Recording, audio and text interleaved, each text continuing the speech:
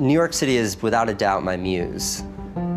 It's not a location, it's not a backdrop, it is a character. It's a central character in so many of my movies. And that's because the motivation behind so much of my work are just the interactions I have with this city. I think as a visitor, you miss a lot of the nuances and a lot of the minutia that gives the city the identity that I recognize.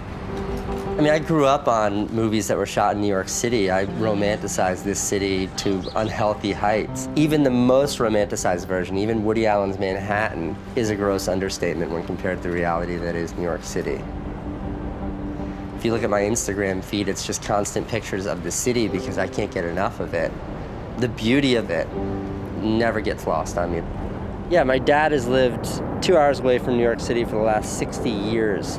And for him, it's still an exotic location. For him, it's still a sort of extraordinary, almost like magical place that he's able to come to every couple of months. The Staten Island Ferry is definitely one of my favorite parts.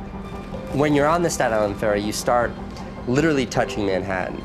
And as it pulls away, those buildings become smaller and smaller, and all of a sudden they go from being a building to being a city. And that idea, that visual, is one that I think really frames Manhattan in such an amazing way.